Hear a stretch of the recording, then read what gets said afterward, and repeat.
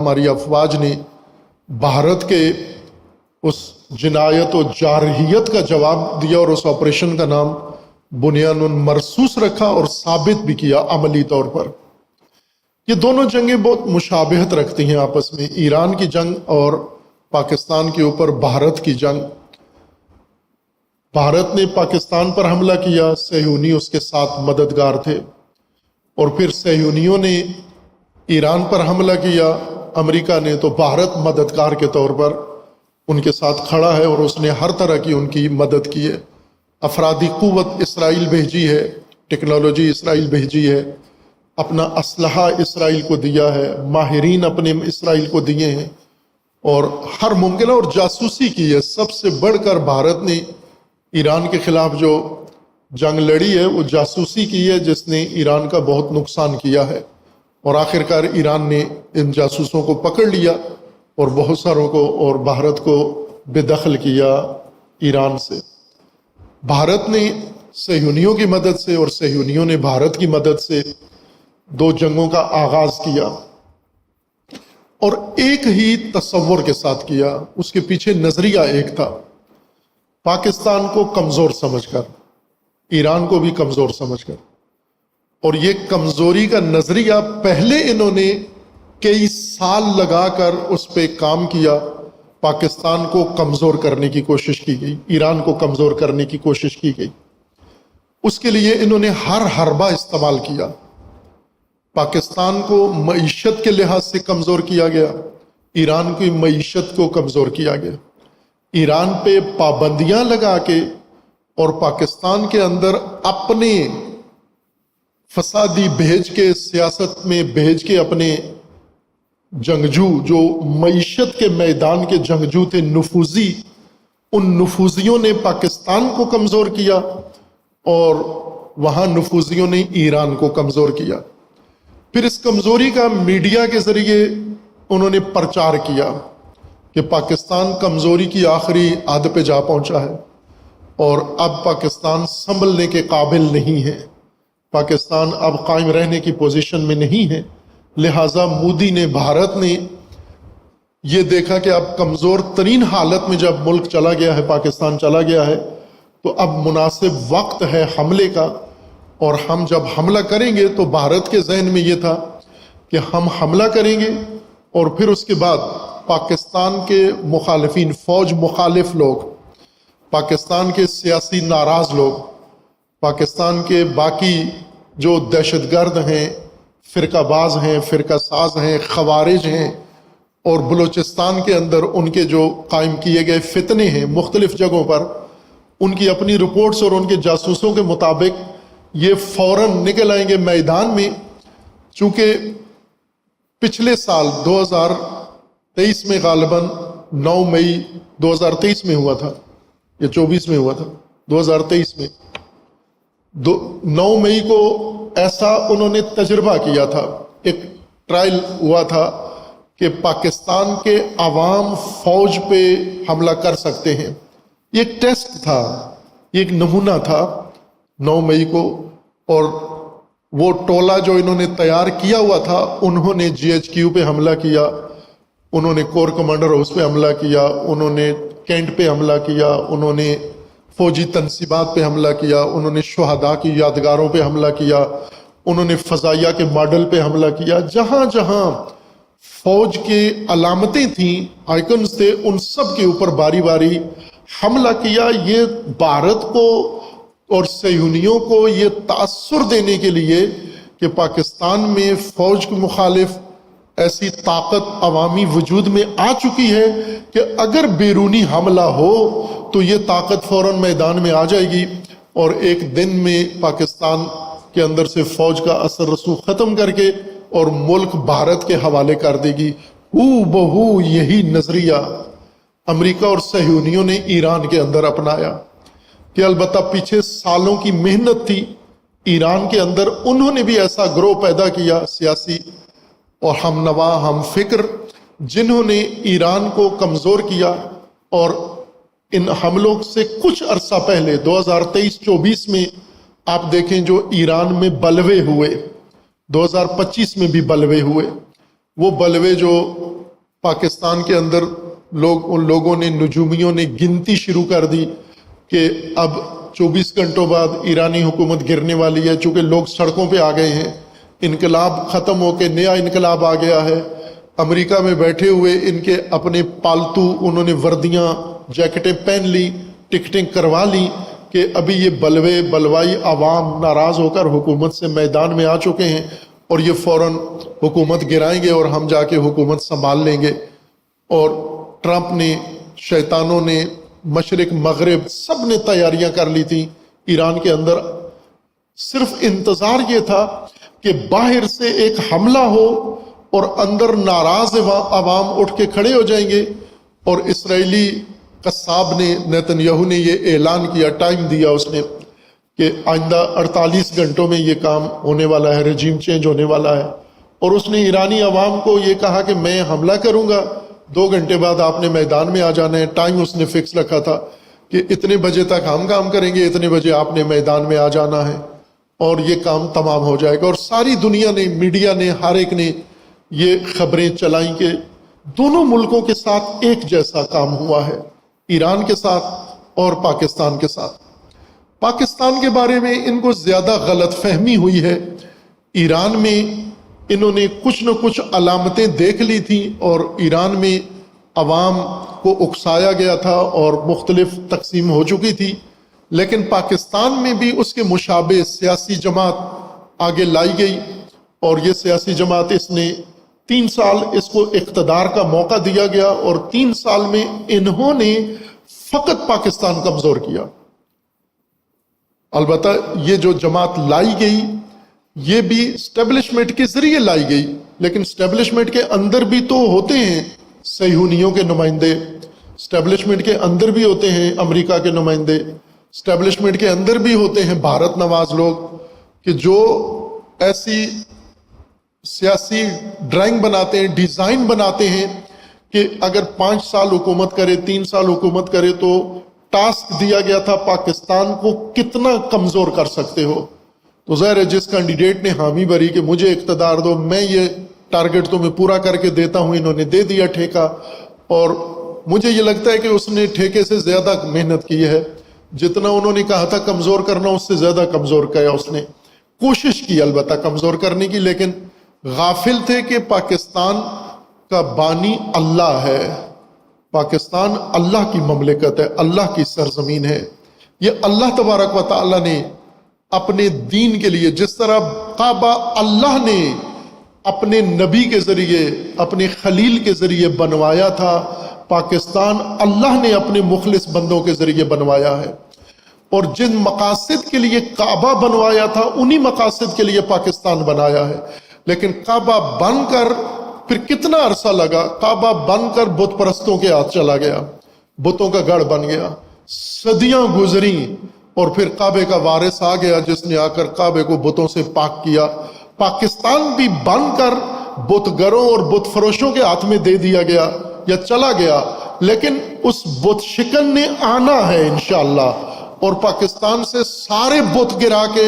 انشاءاللہ پاک سرزمین پر وہ ہدف پورا کرنا ہے جس کے لیے خدا نے یہ ملک بنایا تھا، یہ مملکت بنائی تھی انشاءاللہ۔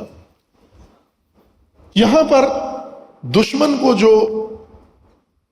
سرپرائز ملا ایران میں بھی اور پاکستان میں بھی، پہلے پاکستان میں بعد میں ایران میں،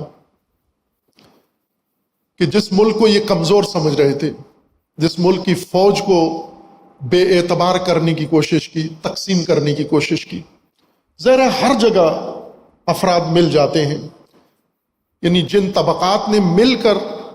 پاکستان کو کمزور کی اور مودی کو حملے کی دعوت دی، یہ بات میں کوئی پہلی دفعہ نہیں کر رہا ہوں، یہ شاید چندمین دفعہ بات کر رہا ہوں، عدد مجھے یاد نہیں ہے، چونکہ جو بات درست ہوتی ہے اسے بار بار کریں تاکہ قوم سمجھے ہماری مختلف پیرایوں میں کہ پاکستان کو کمزور کرنے کا مشن کب سے شروع ہوا، کس کس نے اس میں کیا کردار ادا کیا، اور کتنے لشکر بنائے گئے پاکستان کو کمزور کرنے کے لیے۔ ان میں مختلف حکومتی وسائل سے بھی فائدہ اٹھایا گیا،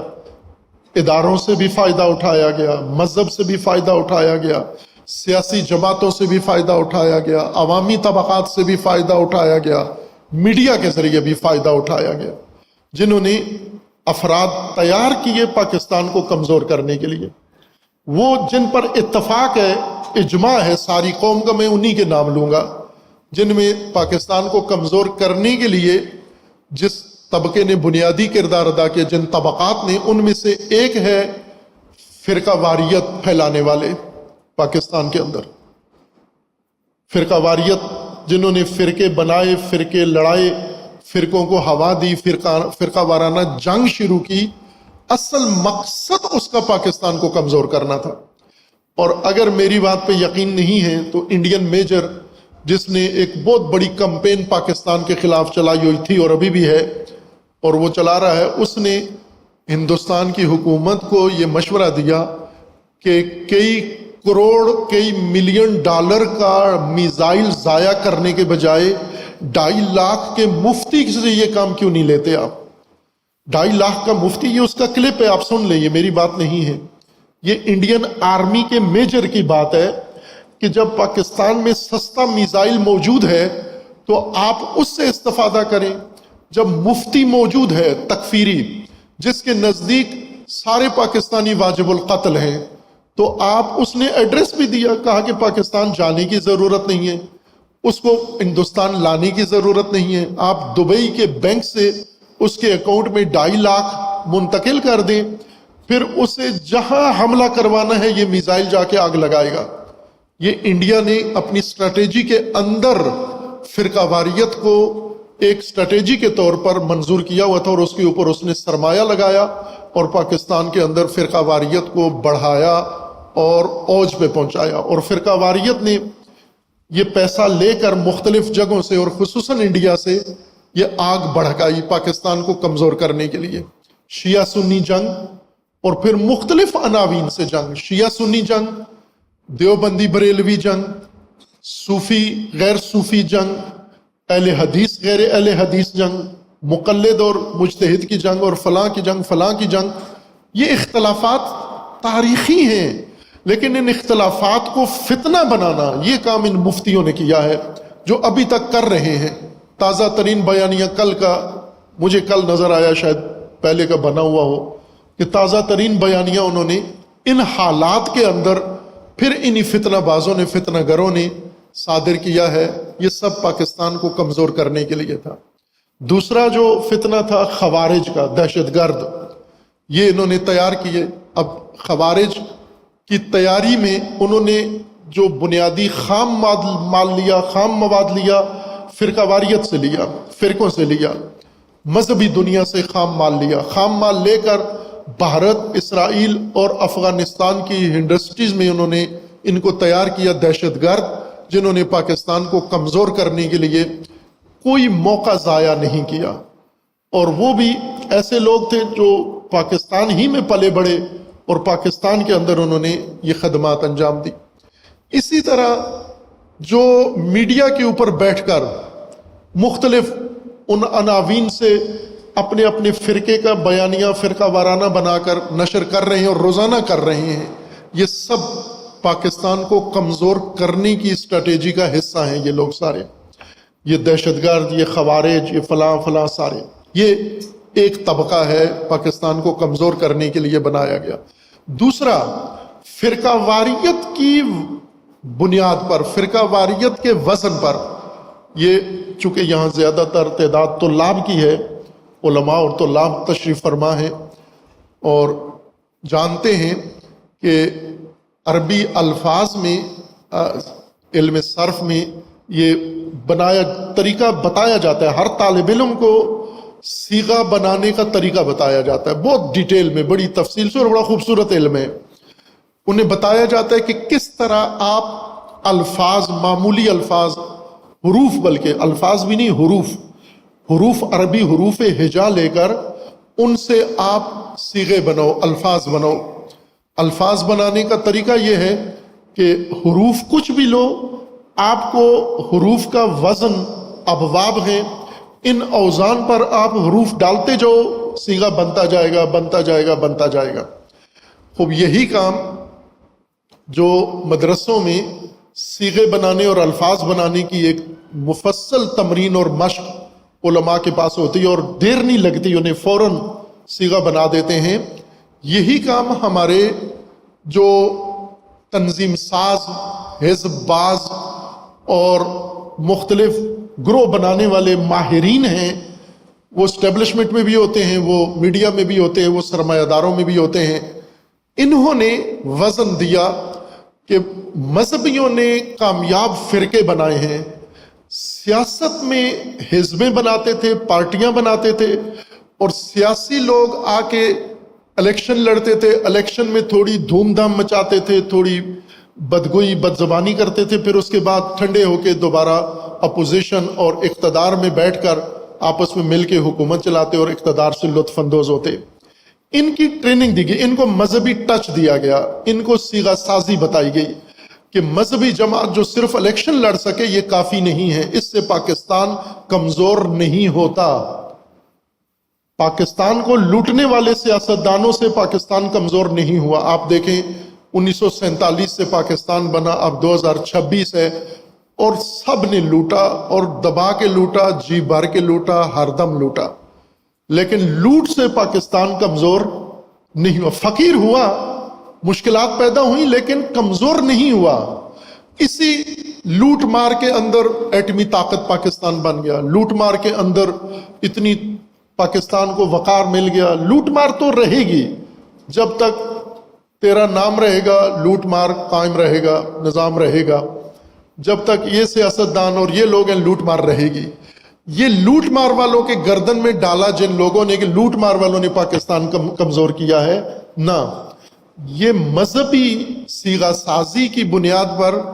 مذہبی فرقہ واریت کی بنیاد پر سیاسی جماعت نے پاکستان کمزور کیا ہے کہ آپ مذہبیوں کی طرح فتنہ گر جماعت بناؤ، فتنہ انگیز جماعت بناؤ، مذہبی فرقے کی طرح متعصب جماعت بناؤ جو تمام کو واجب القتل قرار دے، تمام کو گالی دے، تمام کو پاکستان کا دشمن قرار دے، فلاں قرار دے۔